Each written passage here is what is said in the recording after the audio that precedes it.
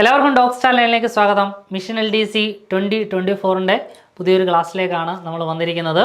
നമ്മൾ മുൻവർഷം LDCക്ക് ചോദിച്ചിട്ടുള്ള കുറേയധികം ചോദ്യങ്ങളും അതുമായി ബന്ധപ്പെട്ട കുറേയധികം കാര്യങ്ങളുമാണ് നമ്മൾ ഇന്നത്തെ ക്ലാസ്സിൽ ഡിസ്കസ് ചെയ്യുന്നത്. അപ്പം നമുക്ക് നേരെ ക്ലാസ്സിലേക്ക് പോകാം. ഒന്നാമത്തെ ചോദ്യം, തിരുവിതാംകൂർ സ്റ്റേറ്റ് കോൺഗ്രസിൻ്റെ ആക്ടിംഗ് പ്രസിഡൻ്റായ ആദ്യത്തെ വനിത ആര് എന്നാണ്. തിരുവിതാംകൂർ സ്റ്റേറ്റ് കോൺഗ്രസിൻ്റെ ആക്ടിംഗ് പ്രസിഡൻ്റായ ആദ്യത്തെ വനിത ആര് എന്നാണ് ചോദ്യം. AV കുട്ടിമാളുവമ്മ, അന്ന ചാണ്ടി, ആനി മസ്ക്രിൻ, അക്കമ്മ ചെറിയാൻ. 4 ഓപ്ഷനുകൾ തന്നിട്ടുണ്ട്. തിരുവിതാംകൂർ സ്റ്റേറ്റ് കോൺഗ്രസിൻ്റെ ആദ്യത്തെ ആക്ടിംഗ് പ്രസിഡൻ്റായ വനിത ആര് എന്നാണ് ഉത്തരം. അക്കമ്മ ചെറിയാനാണ്. അക്കമ്മ ചെറിയാനാണ് ആദ്യത്തെ ആക്ടിംഗ് പ്രസിഡൻ്റായിട്ടുള്ളത്. നോക്കാം. അക്കമ്മ ചെറിയാനുമായി ബന്ധപ്പെട്ട് PSC ചോദിച്ചിട്ടുള്ള ഏറ്റവും നല്ല ചോദ്യങ്ങളിലൊന്നാണ്, രാജധാനി മാർച്ചിന് നേതൃത്വം നൽകിയ വനിത ആരാണ്? രാജധാനി മാർച്ചിന് നേതൃത്വം നൽകിയ വനിത ആരാണ്? അക്കമ്മ ചെറിയാനാണ്.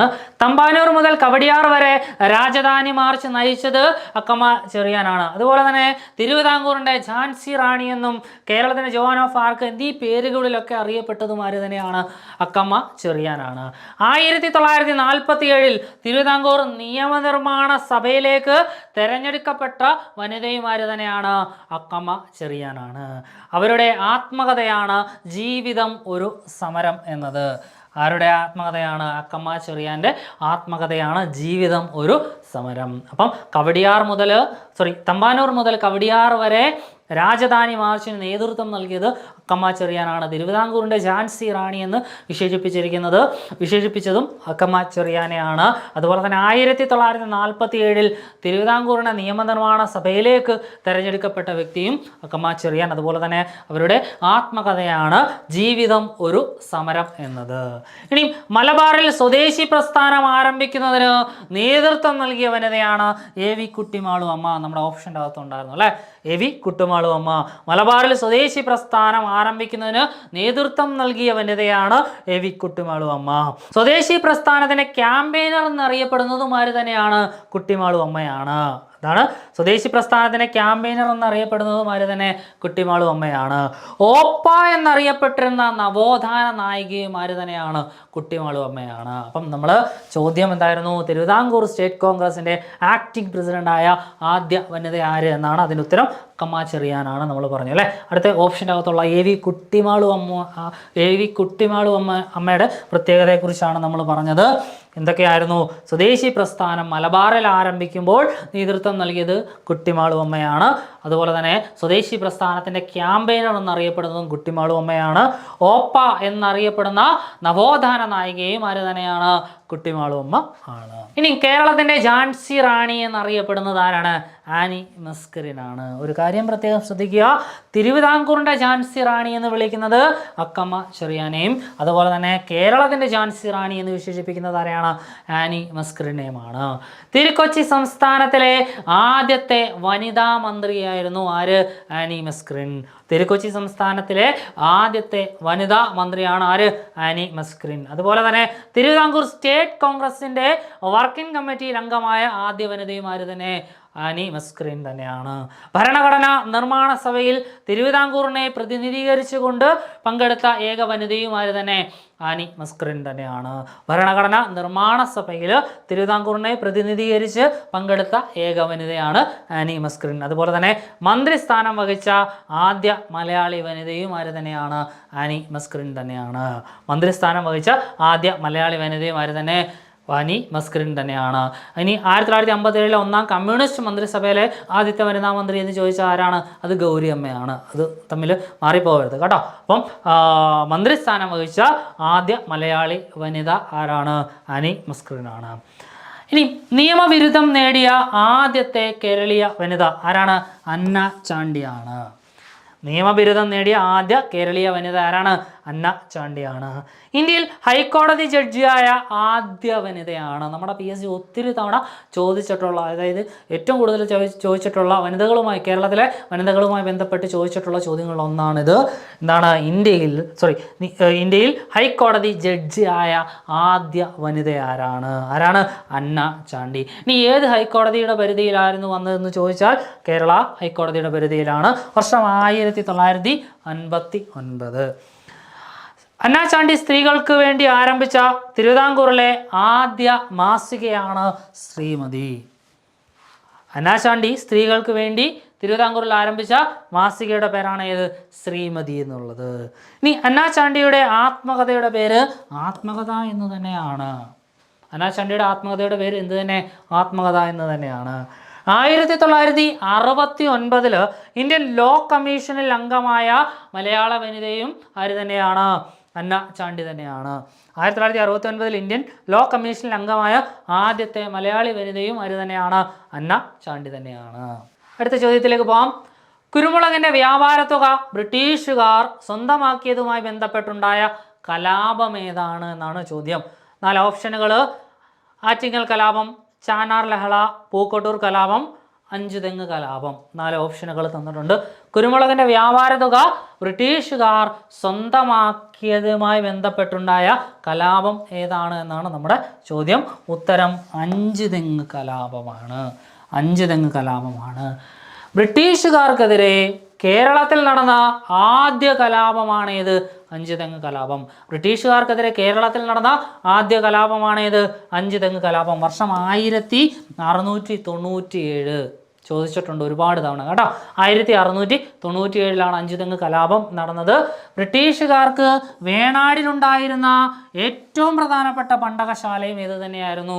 അഞ്ചുതെങ്ങ് തന്നെയാണ്. അപ്പം ബ്രിട്ടീഷുകാർക്കെതിരെ കേരളത്തിൽ നടന്ന ആദ്യ കലാപമാണേത്? അഞ്ചുതെങ്ങ് കലാപം. അതുകൂടാതെ കുരുമുളകിൻ്റെ വ്യാപാരത്തുക ബ്രിട്ടീഷുകാർ സ്വന്തമാക്കിയതുമായി ബന്ധപ്പെട്ട കലാപമാണ് ഇത് അഞ്ചുതെങ്ങ് കലാപം. ബ്രിട്ടീഷുകാർക്ക് വേണാടിലുണ്ടായിരുന്ന ഏറ്റവും പ്രധാനപ്പെട്ട പണ്ടകശാലയായിരുന്നു അഞ്ചുതെങ്ങ്. ഇനി നമ്മൾ ആറ്റിങ്ങൽ കലാപവുമായി ബന്ധപ്പെട്ട കാര്യങ്ങളാണ് പഠിക്കുന്നത്.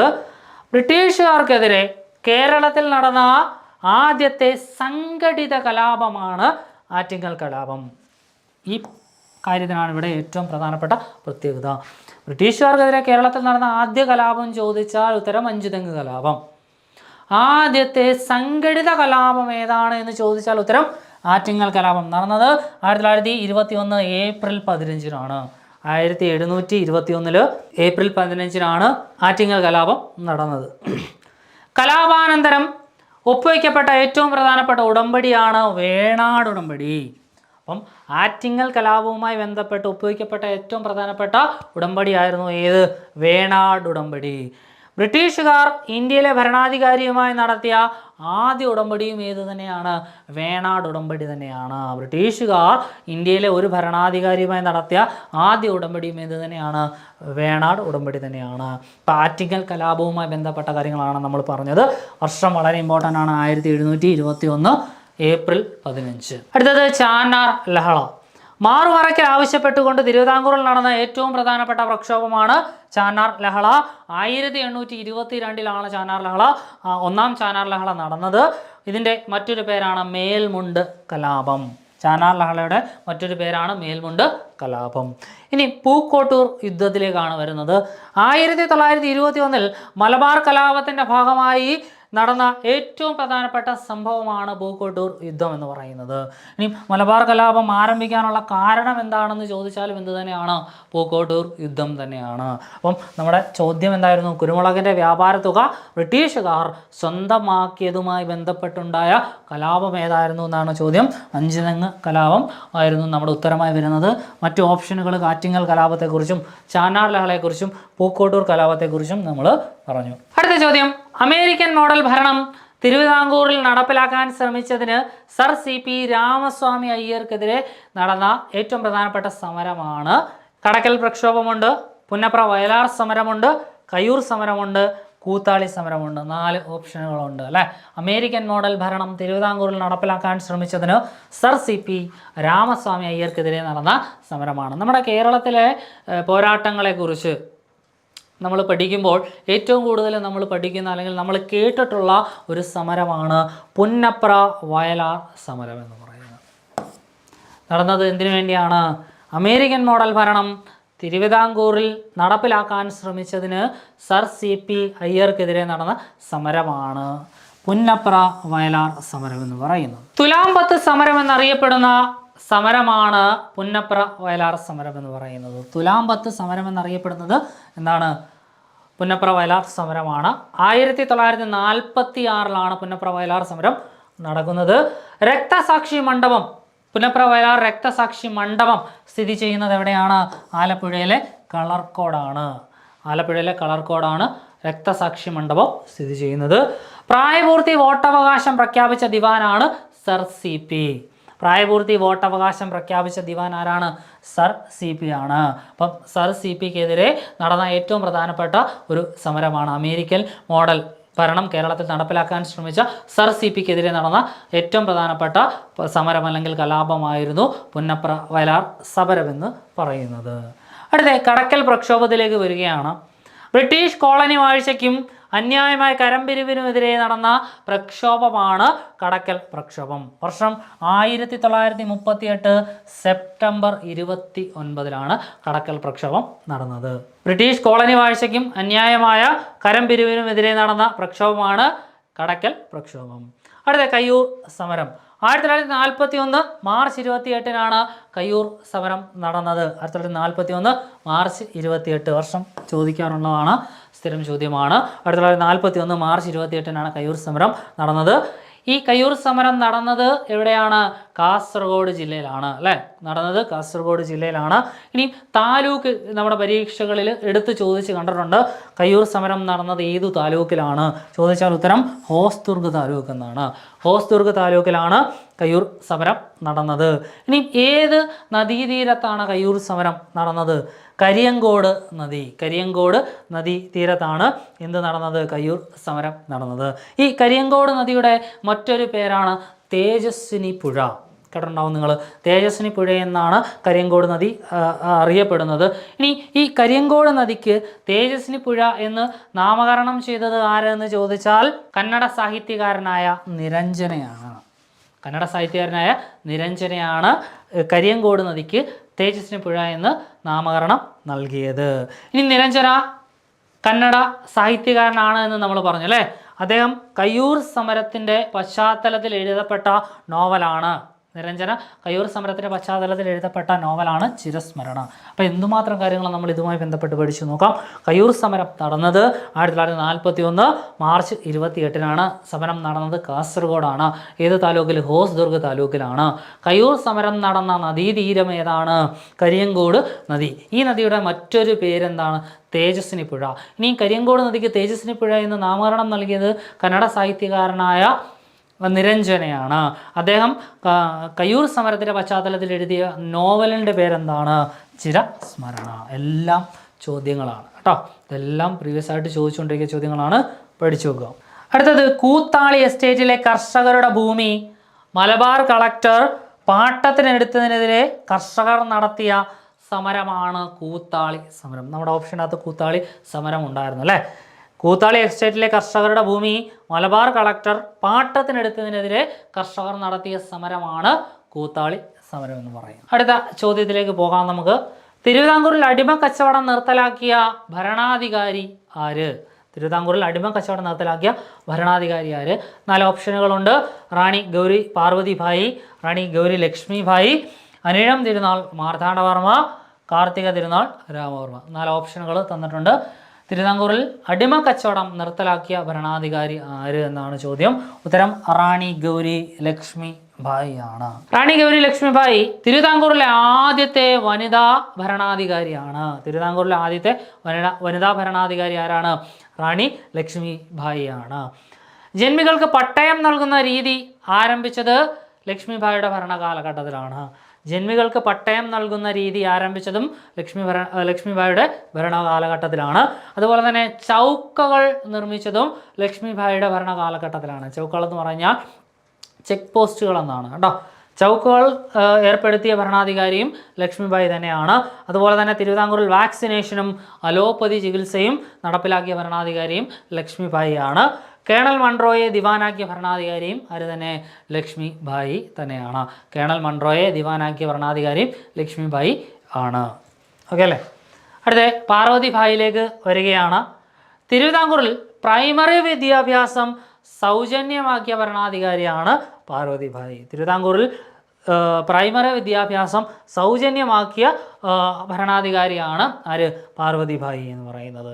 അതുപോലെ തന്നെ വിദ്യാഭ്യാസം ഗവൺമെൻറ്റിൻ്റെ ഉത്തരവാദിത്വമാണ് എന്ന് പറഞ്ഞതും ആര് തന്നെയാണ്? പാർവതിഭായി തന്നെയാണ്. വിദ്യാഭ്യാസം എന്നത് ഗവൺമെൻറ്റിൻ്റെ ഉത്തരവാദിത്വമാണ് എന്ന് പറഞ്ഞതും ആര് തന്നെ?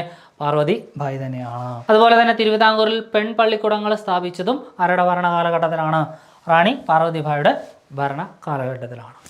ഇനി അനിഴം തിരുനാൾ മാർത്താണ്ഡവർമ്മ. ഒരുപാട് നമ്മുടെ തിരുവിതാംകൂറിൻ്റെ ചരിത്രം നമ്മൾ പഠിച്ചപ്പോൾ ഒരുപാട് കാര്യങ്ങൾ നമ്മൾ അനിഴം തിരുനാൾ മാർത്താണ്ഡവർമ്മയെക്കുറിച്ച് നമ്മൾ പഠിച്ചു. അതെല്ലാം നമ്മൾ പെട്ടെന്ന് അതിലേറ്റവും പ്രധാനപ്പെട്ട കാര്യങ്ങളെന്ന് മാത്രമാണ് നമ്മൾ പറയുന്നത്. നോക്കാം. ആധുനിക തിരുവിതാംകൂറിൻ്റെ സ്ഥാപകൻ എന്നറിയപ്പെടുന്നത് ആരാണ്? അനിഴം തിരുനാൾ മാർത്താണ്ഡവർമ്മയാണ്. തിരുവിതാംകൂറിൻ്റെ അശോകൻ, ബിസ്മാർക്ക്, ഒരുക്കു മനുഷ്യൻ എന്നീ പേരുകളിലൊക്കെ അറിയപ്പെടുന്നതുമാര് തന്നെയാണ്? മാർത്താണ്ഡവർമ്മ തന്നെയാണ്.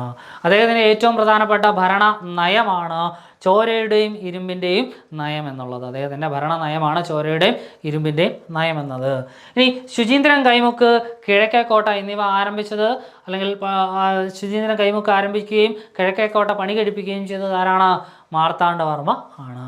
മരുമക്കത്തായ സമ്പ്രദായ പ്രകാരം തിരുവിതാംകൂറിൽ രാജാവായ അല്ലെങ്കിൽ ഭരണാധികാരിയായ ആദ്യ ഭരണാധികാരിയുമാർ തന്നെയാണ്?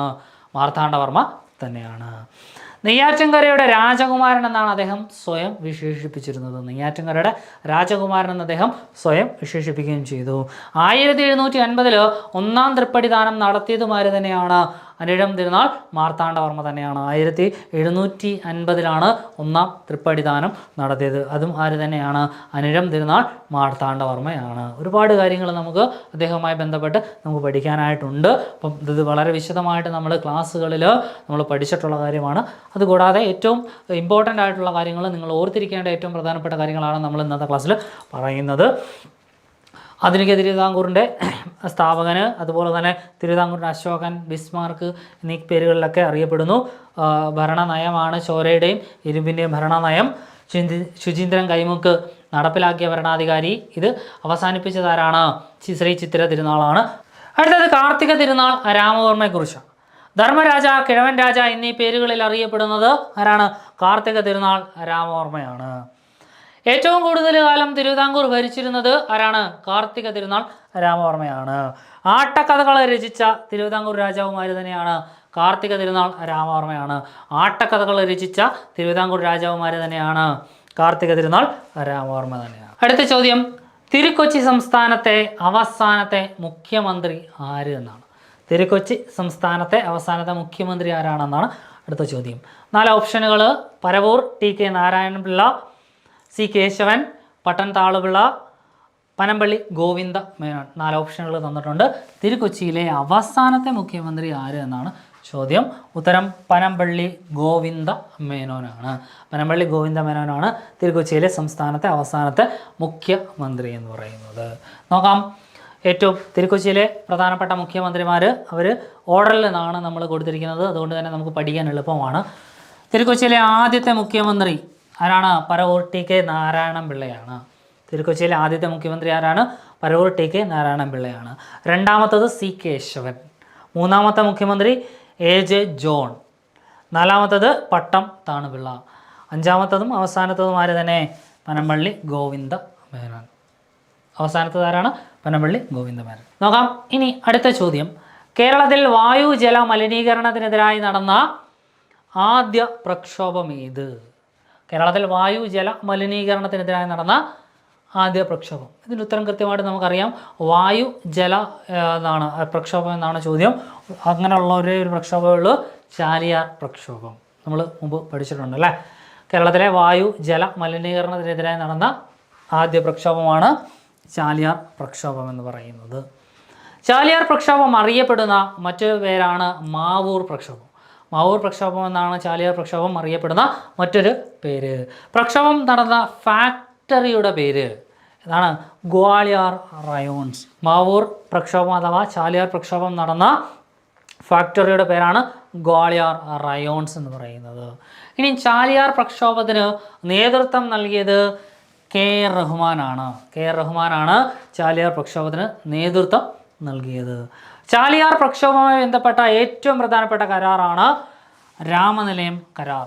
1974 ഡിസംബർ 16 രാമനിലയം കരാറ് ഒപ്പിടുന്നത് അല്ലെങ്കിൽ ഒപ്പ് വെക്കുന്നത് 1974 ഡിസംബർ 16 രാമനിലയം കരാറ്. ഇനി നമ്മുടെ ഓപ്ഷനകത്തുള്ള മറ്റൊരു സംഭവമാണ് ഒരണ സമരം. വിദ്യാർത്ഥികളുടെ ബോട്ട് കടത്തുകൂലി വർദ്ധിപ്പിച്ചതിനെതിരായി നടന്ന സമരമാണ് ഒരണ സമരം എന്ന് അറിയപ്പെടുന്നത്. 1957 ആലപ്പുഴയിലാണ് ഈ സമരം നടന്നത്. ഈ സമരത്തിന് നേതൃത്വം നൽകിയ സംഘടനയാണ് KSU. ഓർത്തിരിക്കുക കേട്ടോ, KSU ആണ് ഇതിന് നേതൃത്വം നൽകിയത്. ഒരണ സമരം. അടുത്തത് വിമോചന സമരത്തിന് കാരണമായ ഏറ്റവും പ്രധാനപ്പെട്ട സംഭവങ്ങൾ. നമ്മുടെ ഓപ്ഷൻ്റെ അകത്തുള്ള മറ്റൊരു സംഭവമാണ് വിമോചന സമരം. വിമോചന സമരത്തിന് കാരണമായ ഏറ്റവും പ്രധാനപ്പെട്ട സംഭവം എന്തായിരുന്നു? വിദ്യാഭ്യാസ ബില്ല്, അതുപോലെ തന്നെ ഭൂപരിഷ്കരണ ബില്ല് എന്നിവയാണ്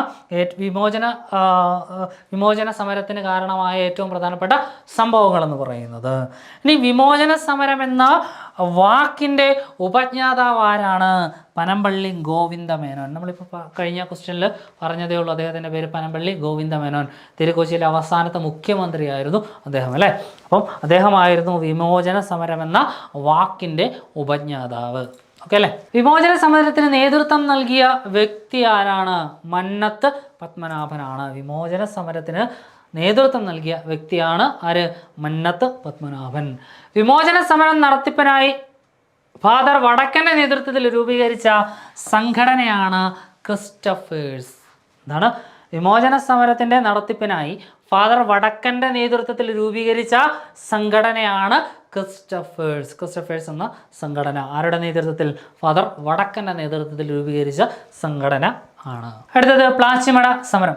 കൊക്കക്കോള ശീതളപാനീയ നിർമ്മാണ യൂണിറ്റിൻ്റെ പ്രവർത്തനം പ്രദേശത്തെ ജലസ്രോതസ്സുകളെ ബാധിക്കുന്നതിനാൽ കമ്പനിയുടെ പ്രവർത്തനം നിർത്തിവെക്കണം എന്ന് ആവശ്യപ്പെട്ടുകൊണ്ട് നടന്ന സമരമാണ് പ്ലാച്ചിമട സമരം എന്ന് പറയുന്നത്. അപ്പം കൊക്കക്കോള എന്ന് പറയുന്ന ശീതളപാനീയം നമ്മളെല്ലാവരും കണ്ടിട്ടുണ്ട് അല്ലേ.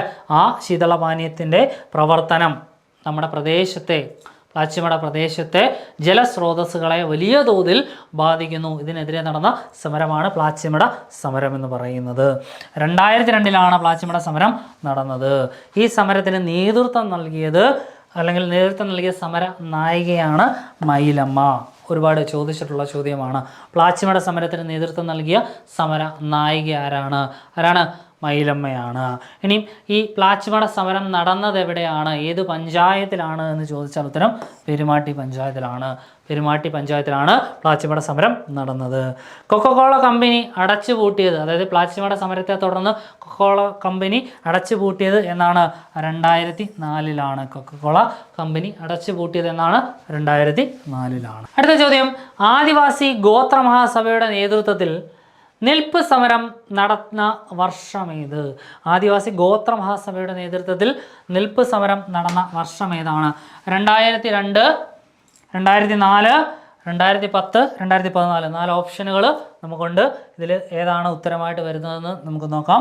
മുത്തങ്ങ സമരത്തിന് നേതൃത്വം നൽകിയ സംഘടനയാണ് ആദിവാസി ഗോത്ര മഹാസഭ എന്ന് പറയുന്നത്. അപ്പം ആദിവാസി ഗോത്ര സഭ ഏത് സമരവുമായി ബന്ധപ്പെട്ടതാണ്? മുത്തങ്ങ സമരവുമായി ബന്ധപ്പെട്ടതാണ്. ആദിവാസി ഗോത്ര മഹാസഭയുടെ അധ്യക്ഷയാണ് CK ജാനു. ഈ പേര് നമ്മൾ ഒരുപാട് കേട്ടിട്ടുണ്ട് അല്ലേ. ആദിവാസി ഗോത്ര മഹാസഭയുടെ അധ്യക്ഷ ആരാണ്? CK ജാനു ആണ്. ആദിവാസി ഗോത്ര മഹാസഭയുടെ നേതൃത്വത്തിൽ നിൽപ്പ് സമരം നടന്നത് എന്നാണ്? 2014. 2014. അപ്പോൾ ഇവിടെ നമ്മുടെ ഉത്തരം എന്താണ്? 2014. ഇതാണ് നമ്മുടെ ഉത്തരമായിട്ട് വരുന്നത്. അപ്പം ആദിവാസി ഗോത്ര മഹാസഭയുടെ നേതൃത്വത്തിൽ നിൽപ്പ് സമരം നടന്ന വർഷം ഏതാണ്? 2014 ആണ്. അപ്പോൾ ഇത്തരം കാര്യങ്ങളാണ് നമുക്ക് ഈ ഒരു സെഷനിൽ നിന്ന് പഠിക്കാനുണ്ടായിരുന്നത്. കുറേയധികം ചോദ്യങ്ങളും അതിൻ്റെ അനുബന്ധമായിട്ടുള്ള കാര്യങ്ങളും ഒക്കെ നമ്മൾ ചർച്ച ചെയ്തു. ഇത് വളരെ നന്നായിട്ട് നിങ്ങൾ പഠിക്കുക. നമ്മുടെ LDC എക്സാമിന് നിങ്ങൾ വളരെ നന്നായിട്ട് എഴുതുക. അപ്പം ഇന്നത്തെ ക്ലാസ് നിങ്ങൾക്ക് ഇഷ്ടപ്പെട്ടു എന്ന് കരുതുന്നു. നമുക്ക് വീണ്ടും മറ്റൊരു സെഷനുമായിട്ട് അടുത്ത ക്ലാസ്സിൽ കാണാം. Thank you.